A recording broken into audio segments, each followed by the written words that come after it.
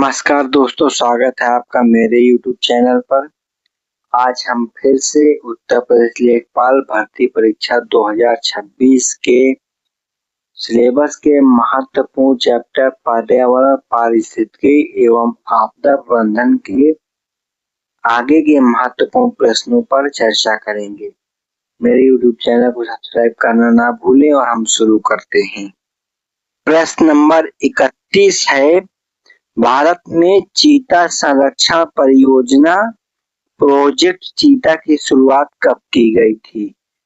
और इसके विकल्प हैं ए 5 जून 2021, विकल्प बी 17 सितंबर 2022, विकल्प सी 1 अप्रैल 2023 और विकल्प डी 26 जनवरी 2022। इसका सही उत्तर हो जाएगा 17 सितंबर 2022, जो कि विकल्प बी है। प्रश्न नंबर 32 है, प्रोजेक्ट चीता के तहत अफ्रीकी चीते किस राष्ट्रीय उद्यान में लाए गए? विकल्प ए है कान्हा राष्ट्रीय उद्यान, विकल्प बी है रणथंभौर राष्ट्रीय उद्यान, विकल्प सी है कूनो राष्ट्रीय उद्यान और विकल्प डी है पेंच राष्ट्रीय उद्यान। इसका विकल्प उत्तर हो जाएगा विकल्प सी कूनो राष्ट्रीय उद्यान। प्रश्न नंबर 33 है, भारत में चीता को किस वर्ष विलुप्त घोषित किया गया था? विकल्प ए है 1950, विकल्प बी है 1972, विकल्प सी है 1992 और विकल्प डी है 2022। इसका सही उत्तर हो जाएगा विकल्प सी 1992। आपको बता दूं 1992 में ही प्रोजेक्ट एलिफेंट शुरू किया गया था। प्रश्न नंबर 34 है, भारतीय वन स्थिति रिपोर्ट ISFR कितने वर्षों में प्रकाशित की जाती है? इसका विकल्प है ए प्रत्येक वर्ष, विकल्प बी प्रत्येक 2 वर्ष, विकल्प सी प्रत्येक 3 वर्ष और विकल्प डी प्रत्येक 5 वर्ष। इसका सही उत्तर हो जाएगा विकल्प बी प्रत्येक 2 वर्ष में। और पहली बार यह रिपोर्ट 1987 में प्रकाशित की गई थी।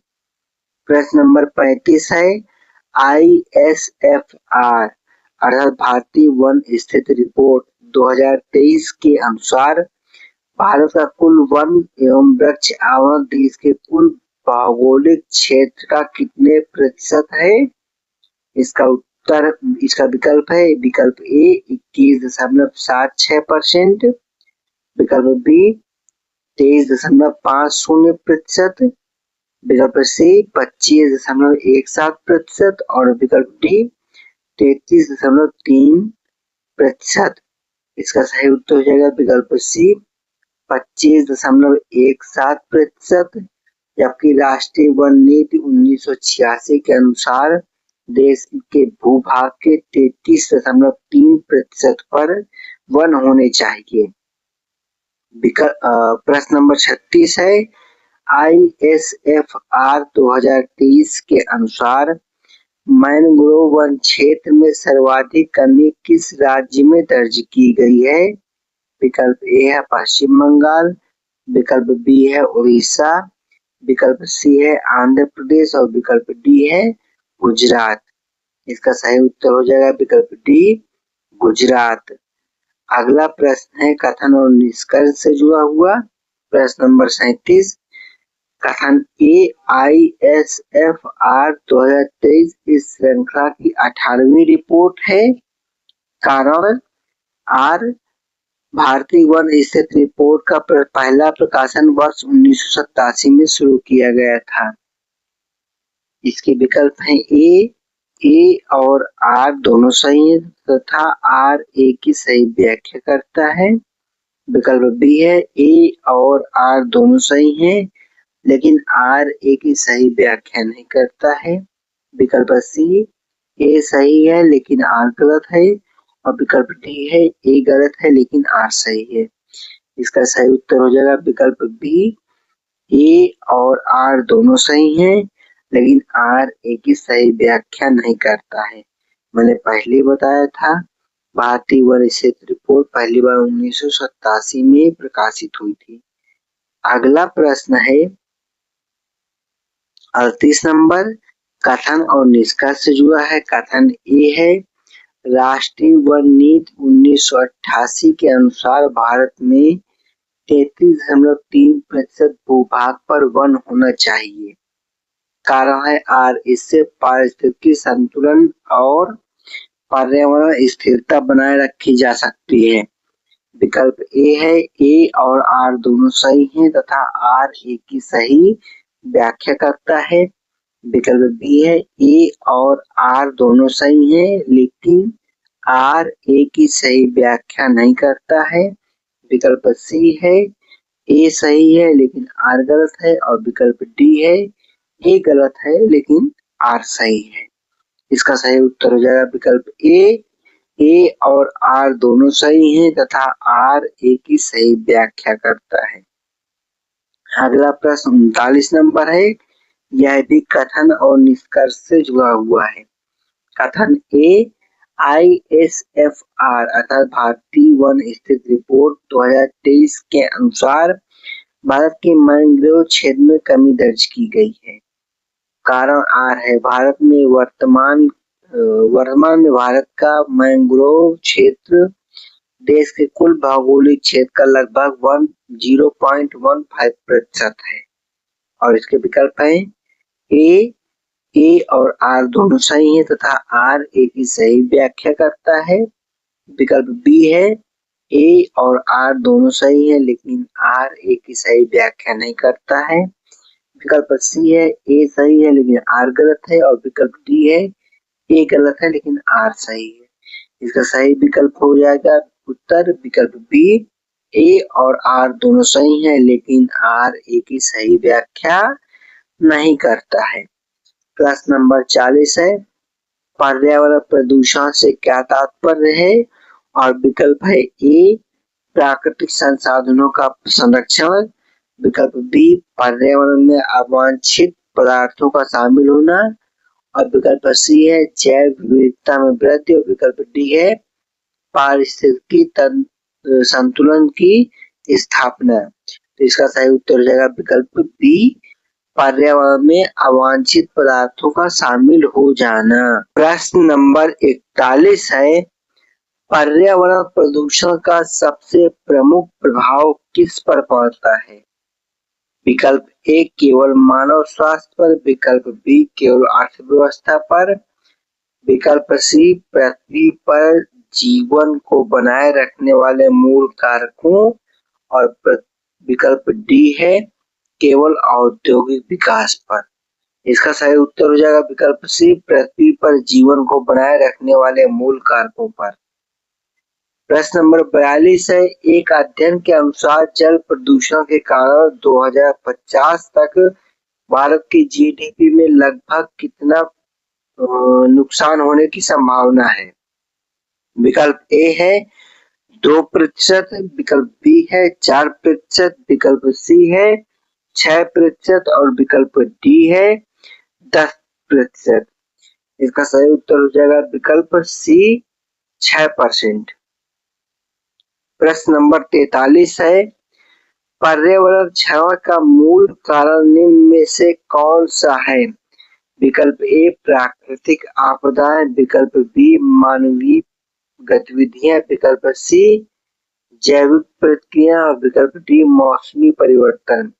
सही उत्तर हो जाएगा विकल्प बी, मानवीय गतिविधियां। प्रश्न नंबर 44 है, पर्यावरण क्षरण के परिणाम स्वरूप कौन सी समस्या उत्पन्न होती है। विकल्प ए है पारिस्थितिकी संतुलन में सुधार। विकल्प बी, जैव विविधता में वृद्धि। विकल्प सी, जलवायु परिवर्तन की तीव्रता में वृद्धि। और विकल्प डी है कृषि उत्पादन में वृद्धि। इसका सही उत्तर हो जाएगा विकल्प सी, जलवायु परिवर्तन की तीव्रता में वृद्धि। विकल्प प्रश्न नंबर 45 है, राष्ट्रीय स्वच्छ वायु कार्यक्रम NCAP की शुरुआत किस वर्ष की गई थी। विकल्प ए है 2015। विकल्प बी है 2017, विकल्प सी है 2019 और विकल्प डी है 2021। इसका सही उत्तर हो जाएगा विकल्प सी 2019। अगला प्रश्न 46 नंबर है। NCAP अर्थात राष्ट्रीय स्वच्छ वायु कार्यक्रम के अंतर्गत वायु प्रदूषण कम करने का लक्ष्य किस अवधि तक बढ़ाया गया है? विकल्प ए है 2022, विकल्प बी है 2025, विकल्प सी है 2026 और विकल्प डी है 2023। सही उत्तर हो जाएगा विकल्प सी 2026। दरअसल इसका लक्ष्य रखा गया था 2024 तक का, लेकिन 2022 में इसको बढ़ा के 2026 कर दिया गया। अगला प्रश्न है 47 नंबर। जल रोकथाम नियंत्रण प्रदूषण अधिनियम किस वर्ष लागू किया गया था? और विकल्प है ए 1972, विकल्प बी 1974, विकल्प सी 1980 और विकल्प डी है 1986। इसका सही उत्तर हो जाएगा विकल्प बी 1974। अगला प्रश्न है 48 नंबर। वन संरक्षण अधिनियम का मुख्य उद्देश्य क्या है? विकल्प ए वन उत्पादों का व्यापार बढ़ाना, विकल्प बी वनों की कटाई को रोकना, विकल्प सी औद्योगिक विकास को बढ़ावा देना और विकल्प डी है शहरीकरण का विस्तार करना। उत्तर हो जाएगा विकल्प बी वनों की कटाई को रोकना। अगला प्रश्न है 49 नंबर। पारिस्थितिकी में निम्नलिखित में से किसका अध्ययन किया जाता है? विकल्प ए है केवल जैविक घटक का, विकल्प बी है केवल अजैविक घटक का, विकल्प सी है जैविक और अजैविक दोनों घटकों का और विकल्प डी है केवल खनिज का। उत्तर सही हो जाएगा विकल्प सी जैविक और अजैविक दोनों घटकों का। 50 नंबर प्रश्न है। पारिस्थितिकी के अध्ययन में ऊर्जा प्रवाह और खनिज चक्र का संबंध किससे है? विकल्प ए है जीवों की संरचना से, विकल्प बी है पर्यावरणीय संसाधनों के उपयोग से, विकल्प सी है मौसम परिवर्तन से और विकल्प डी है जैव विविधता से। इसका सही उत्तर हो जाएगा विकल्प बी पर्यावरणीय संसाधनों के उपयोग से। प्रश्न संख्या 51 है। निम्नलिखित में से कौन सा घटक अजैविक है? और इसके विकल्प है ए वनस्पति, बी जैव जंतु और सी सूक्ष्म जीव और डी जल। इसका सही उत्तर हो जाएगा विकल्प डी जल। अगला प्रश्न है 52।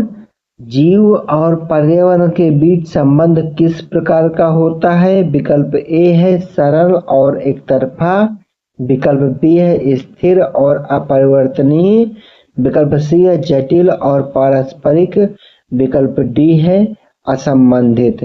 सही उत्तर हो जाएगा विकल्प सी जटिल और पारस्परिक। प्रश्न नंबर 53 है। सुभाष चंद्र बोस आपदा प्रबंधन पुरस्कार की घोषणा किस दिन की जाती है? विकल्प ए है 26 जनवरी, विकल्प बी है 15 अगस्त, विकल्प सी है 23 जनवरी और विकल्प डी है 2 अक्टूबर। सही उत्तर हो जाएगा विकल्प सी 23 जनवरी। प्रश्न नंबर 54 है। जैविक विविधता अधिनियम 2002 का मुख्य उद्देश्य क्या है? विकल्प ए है जैव संसाधनों का व्यापार बढ़ाना, विकल्प बी है जैव विविधता का संरक्षण एवं सतत उपयोग, विकल्प सी है केवल वन्य जीव संरक्षण और विकल्प डी है औद्योगिक विकास को बढ़ावा देना। प्रश्न संख्या 55 है। जैव विविधता शब्द का सर्वप्रथम प्रयोग किसने किया था? विकल्प ए हो जाएगा चार्ल्स डार्विन, विकल्प डी है नॉर्मन मायर्स, विकल्प सी है वाल्टर जी रोसेन और विकल्प डी है एडवर्ड विल्सन। प्रश्न नंबर इसका सही उत्तर हो जाएगा विकल्प सी वाल्टर जी रोसेन। अगला प्रश्न है 56 नंबर। जैव विविधता की परिभाषा को औपचारिक रूप से 1992 में किस सम्मेलन में प्रस्तुत किया गया था? इसका विकल्प ए है स्टॉकहोम सम्मेलन, विकल्प बी है रियो पृथ्वी शिखर सम्मेलन, विकल्प सी है क्योटो सम्मेलन और विकल्प डी है पेरिस सम्मेलन। इसका सही उत्तर हो जाएगा विकल्प बी रियो पृथ्वी शिखर सम्मेलन। प्रश्न संख्या 57 है, निम्नलिखित में से कौन सा भारत का जैव विविधता हॉट स्पॉट नहीं है? इसका विकल्प ए है हिमालय, विकल्प बी इंडो बर्मा, विकल्प सी पश्चिमी घाट और विकल्प डी है थार मरुस्थल। इसका सही उत्तर हो जाएगा विकल्प डी थार मरुस्थल। अगला प्रश्न 58 नंबर, नाइट्रोजन चक्र में वायुमंडल में नाइट्रोजन का प्रतिशत कितना होता है? विकल्प ए है 21%, विकल्प बी 50%, विकल्प सी 78% और विकल्प डी 90%। इसका सही उत्तर हो जाएगा विकल्प सी 78%। अगला प्रश्न है, फास्फोरस चक्र में फास्फोरस मुख्य रूप से कहाँ संग्रहित होता है? विकल्प ए है वायुमंडल, विकल्प बी है महासागर, विकल्प सी है चट्टानों और तलछटों में, अगला है डी जीवित जीवों में। इसका सही उत्तर हो जाएगा विकल्प सी चट्टानों और तलछट में। अगला प्रश्न 60 नंबर, यह अंतिम प्रश्न है, कार्बन चक्र के माध्यम से कौन से मंडल आपस में कार्बन का आदान प्रदान करते हैं? विकल्प है जैव मंडल और वायुमंडल केवल, विकल्प बी स्थल मंडल और जलमंडल केवल, विकल्प सी केवल जलमंडल, विकल्प डी है वायुमंडल जैव मंडल स्थल मंडल और जलमंडल। इसका सही उत्तर हो जाएगा विकल्प डी वायुमंडल जैव मंडल स्थल मंडल और जैव मंडल। दोस्तों मेरे YouTube चैनल को सब्सक्राइब करना ना भूलें और इसे अपने दोस्तों के साथ शेयर करें जो लोग इतिहास पढ़ना चाहते हैं या लेखपाल की तैयारी करते हैं। धन्यवाद।